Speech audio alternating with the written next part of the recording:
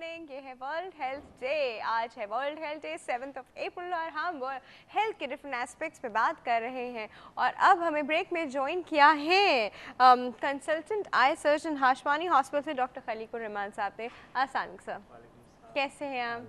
बिल्कुल ठीक ठाक। ओके सर, एक सवाल जो सब आपसे पूछते होंगे, you are from eye hospital. हमारे आप बहुत केसेस देखते होंगे पाकिस्तान में, जब हम आई की बात करते हैं तो आँख के किस किस तरह के डिजीज़ेस सामने आते हैं? इसमें सबसे पहले जो हमारा आई में प्रॉब्लम्स हैं, हम अपने पाकिस्तान को ही पहले लेंगे सबसे पहले, क्योंकि आज आलमी दिन है हेल्थ के हवाले से। तो इस आपकी तौर से मैं ये लोगों को बताना चाहूँगा कि आँखों के मसाइल, उसमें ख़ास तौर पर जो हमारे लोग सफ़र करते हैं वो कैटरेक्ट है, और उसके अलावा ग्लूकोमा है, ट्रकोमा है, और सबसे अहम जो हमारे बिग सिटीज़ में जो प्रॉब्लम्स हैं वो है एलर्जिक रिलेटेड प्रॉब्लम्स हैं, क्योंकि हमारे यहाँ डस्ट, पोल्यूशन, एनवायरमेंटल फैक्टर ये बहुत अहम है।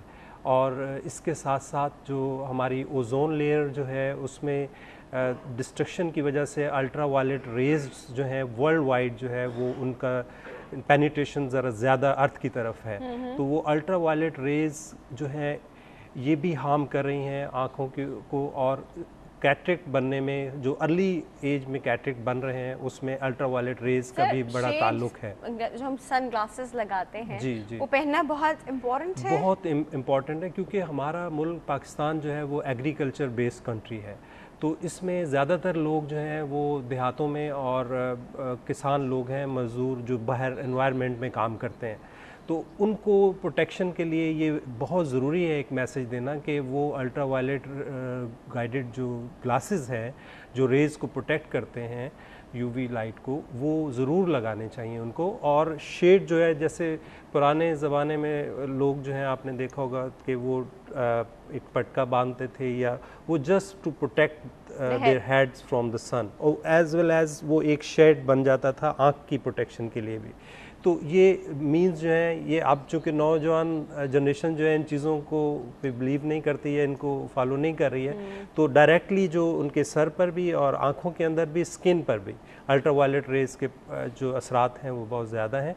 तो एक तो ये फैक्टर, मतलब कैटरेक्ट का जो अर्ली, क्योंकि ज़्यादातर लोग हमारे पास कैटरेक्ट की वजह से आते हैं। फिर इसके साथ साथ जो है डायबिटिक जो है, डायबिटिक रेटिनोपैथी है, उसमें बहुत ज़्यादा है। जो WHO की रिपोर्ट के मुताबिक जो है वो 7.4 जो मिलियन लोग हैं वो पाकिस्तान में जो है वो अफेक्टेड हैं डायबिटीज़ के वजह से। एक कॉल हमारे साथ काफ़ी देर से मौजूद है, वो अटेंड करते हैं, फिर वो आपसे और भी बात करते हैं इस बारे में। जी अस्सलाम वालेकुम।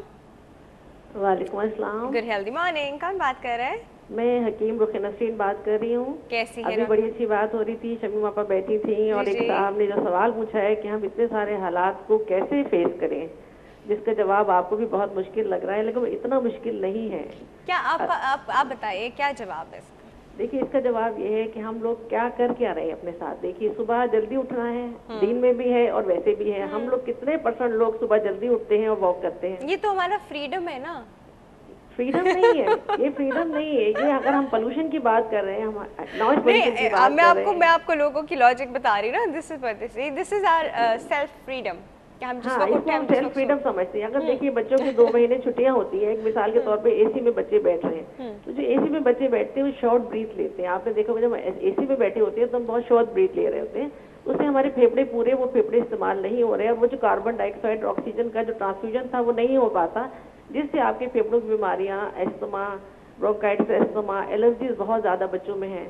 फिर गज़ा की बात हुई कि बच्चे इतने ओबीज हैं। आप देखिए, हमारे ज़माने में कोई एक आध कोई बंदा कोई मोटा होता था, लेकिन आजकल तो पूरी की पूरी आप जाइए तो सब बच्चे मोटे ही नजर आएंगे। इसकी वजह न्यूट्रिशन है। कितने प्यारे और हेल्दी लगते हैं ना, कितने क्यूट लगते हैं मोटे मोटे बच्चे। लगते हैं, लेकिन उनकी मूवमेंट नहीं है बेटा, उनकी मूवमेंट नहीं होगी, उनकी ग्लासेस लगे हुए हैं, हार्मोनल प्रॉब्लम्स हैं उनके साथ। तो उनकी मतलब सारी जो हमारे चिड़चिड़ापन की बात हो रही है, इसकी बहुत बड़ी वजह पोल्यूशन और सारी बातों के अलावा हमारी ग़िज़ा है। जो हम अपने बच्चों को ग़िज़ा खिला रहे हैं, इतनी ज़्यादा चिकन खिला रहे हैं जो हार्मोन स्टिमुलेट करती है, जो भी protein hormone natures, protein hormones होते हैं जो प्रोटीन नेचर्स होते हैं, इतनी ज़्यादा कोल्ड ड्रिंक्स पिला रहे हैं जिनका पीएच इतना एसिडिक है, इतने ज़्यादा हम पोटैटो चिप्स बच्चों को खिला रहे हैं। तो ये सब चीज़ों को देखना चाहिए, चाहे गांव है, चाहे रूरल एरिया है, चाहे शहर है। देखिए अगर हम वहाँ पर तो बहुत ताज़ी हवा है, कराची में यहाँ सी साइड है, यहाँ बड़ी ताज़ी हवा है, सुबह के टाइम पोल्यूशन कम होता है, तो हम कितने लोग ये कोशिश करते हैं कि हम इस पोल्यूशन से ऑक्सीजन ले लें। मुफ्त में ऑक्सीजन मिल रही है ना, सुबह की ऑक्सीजन तो मुफ्त में मिल रही है, कोई पैसा खर्च नहीं हो रहा, वो हम कितना ले रहे हैं। अगर हमारे 2 महीने छुट्टियां बच्चों की होती है, सब लोग सो कर गुजार देते हैं, क्यों नहीं सुबह उठकर वॉक पे बच्चों को ले जाते। कितने लोगों ने ये इस दफा किया, जो खवातीन पूछ रही हैं आपसे सवाल, हो इतनी परेशान है पोल्यूशन से, मुझे बताइए कि वो सुबह उठकर कितने लोगों ने ये काम किया कि सुबह उठकर बच्चों को सिर्फ 2 महीने ऑक्सीजन के लिए कहीं ऐसी जगह ले जाती हैं जहाँ सुबह में पोल्यूशन ना हो, ताकि उनके फेफड़े साफ हो जाएं, ताकि उनके गुर्दे साफ हो जाएं, ताकि वो ज्यादा पानी पिएं। जब हम एसी में बैठे रहेंगे तो हम पानी भी कम पिएंगे, हमारे गुर्दे इन्फेक्टेड हो जाएंगे। इतने सारे मसाइल जो हमने खुद बनाए हुए, दूसरों मुल्कों में देखिए, अगर कनाडा में कहीं जाइए सर्दी है तो लोग सिर्फ इसलिए आकर ऑनरी जो है सिर्फ स्कूल के बच्चों को थोड़ा क्रॉस करवा रहे हैं कि उनकी थोड़ी सी मूवमेंट बॉडी की हो जाए। क्या हम ऐसा कुछ कर रहे हैं? हम तो कुछ करना ही नहीं चाह रहे, सिर्फ हम परेशान परेशान परेशान। तो हम परेशान होना चाह रहे हैं, इसका परेशान हो रहे हैं। दूसरी बात है, कुछ ऐसी चीजें हमारी मीडिया बता रहे हैं जो हर्बल के हवाले से बता रहे हैं, क्योंकि मैं हकीम हूँ इसलिए मैं आपको इस टॉपिक पर जरूर ले आऊंगी कि देखिए हर्बल इस तरह नहीं है कि जिसकी मर्जी है जो इलाज जो खाना शुरू कर दे। आजकल हर आदमी गर्मी में ग्रीन टी पी रहा है 6-6 कप। ग्रीन टी क्या करेगा? स्टिमुलेट करेगा आपके हार्मोन्स को, आपके सेंट्रल नर्वस सिस्टम को स्टिमुलेट करता है, वो आपको गुस्सा दिलाएगा, वो आपको गर्मी 8 महीने गर्मी में हम रहते हैं और 6-6 कप ग्रीन टी पी रहे हैं ताकि हमारे फैट डिजोल्व हो जाए। अरे फैट खाते क्यों मुझे डिजोल्व करने की बात है? तो इस तरह हमें अपने लाइफ स्टाइल को चेंज करना है, हमें शऊर पैदा करना है। और कोई ये समझता है कि हर्बल मेडिसिन का नुकसान नहीं है तो ये बहुत गलत फहमी है, गलत फहमी है ना। टोटका कोई चीज नहीं होता, टोटका क्या चीज है? और ये जो सब चीजें बताई जा रही होती है कि ये खा लें और इसके पहले ये खा लें, इसने हमें और ज्यादा बीमार कर दिया है। जरूरत है कि हम हेल्थ अच्छी बात करें, खुश रहें और वो ग़िज़ाएं खाएं जो हमारे रीजन, हमारे geographical condition is very important for everyone. तो जोग्राफिकल कंडीशन के हिसाब से ग़िज़ाएं खाएं, इतना ज्यादा प्रोटीन उस हाल में लें, दालें लें, सब्जियां लें, फल लें, वॉक करें, रात जल्दी सो जाएं, सुबह जल्दी उठ जाएं। सही, ये सारी जिंदगी की अपने आप को बेहतर बनाने के लिए। चलें जी, thank you so much for your call. बड़ी अच्छी प्यारी हेल्दी बातें, आगे सोल्यूशन वाली बातें की, प्रॉब्लम्स गिना के नहीं गई, सोल्यूशंस बता के गई कि कितनी सारी चीज़ें हमारे एंड से गलत होती हैं। मैं इनकी बात से 100% इत्तेफाक करूँगा, क्योंकि ख़ुद भी मैं बाहर रहा हूँ एक यूनाइटेड स्टेट्स में, कि हेल्दी लाइफस्टाइल सिंपल क्या है, अच्छी ग़िज़ा खाना, बैलेंस डाइट, एक्सरसाइज करना। और एक्सरसाइज में सबसे अच्छी एरोबिक एक्सरसाइज ब्रिस्क वॉकिंग है, जो कहीं भी दुनिया में आप कर सकते हैं। उसके अलावा हमारे यहाँ जो नशा है, स्मोकिंग, पान, गुटखा, इससे इज्तनाब करना, फिर 6 से 8 घंटे ढंग से सो लेना, और फिर सबसे अच्छा यूँ कहें स्ट्रेस फ्री लाइफ के लिए अपने आप को मन को साफ रखना, जिसको हम कह सकते हैं कि आज जो मसाइल हमारे पैदा हो रहे हैं, स्पिरिचुअल हेल्थ। और ये अगर आप ले आएँ, और जैसे इन्होंने बच्चों का कहा कि देखिए हमारे यहाँ डायबिटीज़ बिल्कुल यंग एज में आ रही है, अडल्ट एज में आ रही है, उसकी वजह क्या है कि अर्ली ओवरवेट है या अनहेल्दी लाइफस्टाइल है, हाइपरटेंशन आ रहा है। पोटैटो चिप्स फ्राई कर करके दे रहे थे। अच्छा, फैमिली ईटिंग में हेल्दी ईटिंग नहीं है। अब पेप्सी कोला फैमिली में पेरेंट्स और एडल्ट्स बना के देते हैं। यंग जनरेशन के पास बाइंग पावर नहीं है। अगर हम घर में सेहतमंद खाना नहीं बनाएंगे और सेहतमंद खाने की तरवीज नहीं करेंगे और जायके को मेयार बनाएंगे खाने में, तो फिर जायका वाला खाना जो है वो आपको मोटा ही करेगा। कुकम्बर नहीं खा रहे, सब्ज़ी नहीं खा रहे, अस्पगोल खा रहे हैं। अरे भाई, अल्लाह मियाँ ने जो कुकम्बर और टमाटर दिया है, खा लो, कॉन्स्टिपेशन नहीं होगी, विटामिन मिनरल मिल जाएगा। गोली खा रहे हैं। अब देखिए, ये कॉन्सेप्ट के लिए कॉमन सेंस चाहिए। हमारे बुजुर्गों में था, वो पैदल चलते थे, दुबले रहते थे। आज मैं भी आज हम लोग विटामिन्स वैसे नहीं रहे, विटामिन सप्लीमेंट खा रहे होते हैं, फल नहीं खाते। अच्छा, हमारे को दूध खरीदने के लिए 25 रुपए का एक पाव बड़ा मुश्किल लगता है, लेकिन 20 रुपए की एक ड्रिंक जो है, जो कि हार्मफुल है, मतलब आपके अंदर वो कैफीन रखती है और रिफाइंड शुगर रखती है। से एक कोल्ड ड्रिंक जो है वो यूजफुल किसी भी एंगल से 2 कीनू ले लें 30 रुपए के, उसमें विटामिन सी मिल गया, वाटर मिल गया, आपको कार्बोहाइड्रेट, वो नहीं, अरे बनाए नहीं, आप वैसे ही रख लें। 2 केले रख लें, दोपहर में खा लें, उससे वो नहीं करेंगे, वो हमें महंगा लगेगा। फल महंगे हैं, दूध महंगा है, लेकिन जंक फूड हमें सस्ता लगता है। तो इसमें अब हमें शऊरी तौर पर हमने अपनी बॉडी को टॉक्सिन की आमाजगाह बना दिया है। और फिर सबसे बड़ी बात है कि माशरती रवायत बदल रही हैं। जहाँ भी आप ऐड देखें मार्केटिंग में, गलत फूड को प्रमोट किया जाता है। गर्म मुल्क में सर्द कपड़े पहने जा रहे हैं। अरे भाई, कॉटन पहनो, जिसको देखो अजीब कपड़ा। फैशन वालों ने ऐसा हाल कर दिया है कि पसीने भले आए लेकिन कपड़ा वो पहनना है जिससे पसीना आए और फिर स्किन ख़राब हो। भाई आप एयरी क्लोथिंग करें, जैसे डॉक्टर साहब ने अभी प्रोटेक्शन का बनाया और उसकी फ़ायदियत बताई कि पहले सर पे लोग टोपी रखते थे, गर्द नहीं होती तो ड्रेंडफ नहीं होता था तो बाल नहीं गिरते थे। आज हर आदमी के बाल गिरे हुए हैं, इसलिए आप देखिए हर जगह आपको ऐड मिल रहा है आदमी जवानी में बूढ़ा हो गया है। पहले लोग बूढ़े होते थे क्योंकि आप देखिए इसकी ये बहुत सी हिकमतें हैं।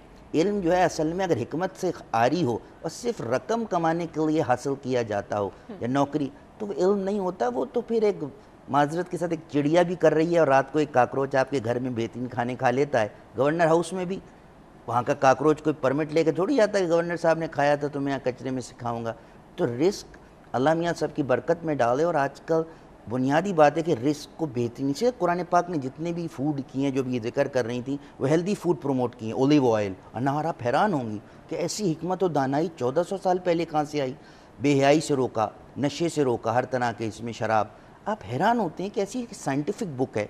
अच्छा अगर इसको रेफरेंस दो तो हम लोग साइंस और रिलीजन को सेपरेट कर रहे हैं। अरे रिलीजन और साइंस एक्चुअली एक ही चीज़ का नाम है और रिलीजन जो है वो क्लेरिफिकेशन नहीं चाहता साइंस से। साइंस डिपेंडेंट है। 100 साल पहले जब हमें माइक्रो ऑर्गेनिज्म का नहीं पता था तो क्या रिलीजन ने नहीं कहा साफ रखो, नाखून काटो, पर्सनल हाइजीन करो। बिल्कुल। यूरोप जब प्लेग में मर रहा था और वहाँ चूहे से मर रहे थे और लोग गंदे रहते थे, हमारे दीन ने तो हमें हमेशा से सफाई की तरफ रुझान दिया। और आप देखिए कि उसकी वजह से कितने अमराज हमारे यहाँ जो है बचते रहे। प्रिवेंटिव स्किन के अमराज हों, जिस्म की जरासीम। अच्छा सर, इसी चीज़ पे हम थोड़ी सी, क्योंकि स्पिरिचुअल हेल्थ भी हमारे हेल्थ का एक कंपोनेंट होता है।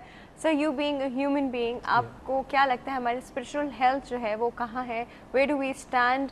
एंड स्पिरिचुअल हेल्थ में एक्चुअली ये चीज़ बहुत मैटर करती है कि हम लोग जो रिलीजन को फॉलो करते हैं, उस रिलीजन के जो रूल्स, लॉज, रेगुलेशंस हैं वो हम कितना अपने ऊपर अप्लाई कर रहे हैं, कितनी सिर्फ बातें कर रहे हैं और काम कुछ और कर रहे हैं। आपको क्या लगता है, where we standing right now? हाँ, इसमें बहुत अच्छा आपने क्वेश्चन किया है स्पिरिचुअल हेल्थ के हवाले से, क्योंकि हमारे जो जिस्म है इसको दो तरह की ज़रूरत होती है ट्रीटमेंट की। एक होती है जो जब हमारा जिस्म जो है वो बीमार होता है तो हम डॉक्टर के पास जाते हैं और उसकी मेडिसिन लेते हैं और doctor according to the science symptoms जो उसको नज़र आ रहे हैं वो उसके मुताबिक उसको ट्रीट करता है तो वो ठीक हो जाता है मरीज़।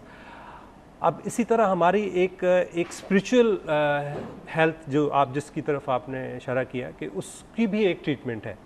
अब उसकी ट्रीटमेंट के लिए हमें जो है, जिस तरह पहले लोग नमाज पढ़ते थे, अब भी पढ़ते हैं लेकिन जो फॉलो करते हैं, तो इसके अंदर भी जो है जैसे हम एज अ मुस्लिम हम ले लें तो हम वज़ू करते हैं, तो वज़ू करने के बाद जो है हर मज़हब के अंदर जो है ये डिफरेंट पैरामीटर्स हैं, डिफरेंट तरीके हैं, लेकिन हर मज़हब जो है वो एक अच्छी बात बताता है। तो उसमें हम 5 वक्त वज़ू करते हैं तो हमारा जो फेस है वो फ्रेश हो जाता है। आप फील करें कि कितने भी टायर्ड हों, जब आप पानी मारते हैं, स्प्लैश करते हैं आँखों के ऊपर या फेस के ऊपर, तो आप फ्रेश महसूस करते हैं। इसी तरह जब आप रुकू में जाते हैं, सजदे में जाते हैं, तो आपके पूरी बॉडी के जो मसल्स हैं वो रिलैक्स हो जाते हैं और ब्लड फ्लो जो है वो आपका ब्रेन की तरफ आता है। अब इसी को आप दूसरी और साइंस की तरफ ले लें तो योगा को ये रिलेट किया गया है, कोरिलेट किया गया है उसका। तो ये सारी चीज़ें जो है इंसानी हेल्थ के लिए बहुत ज़रूरी हैं।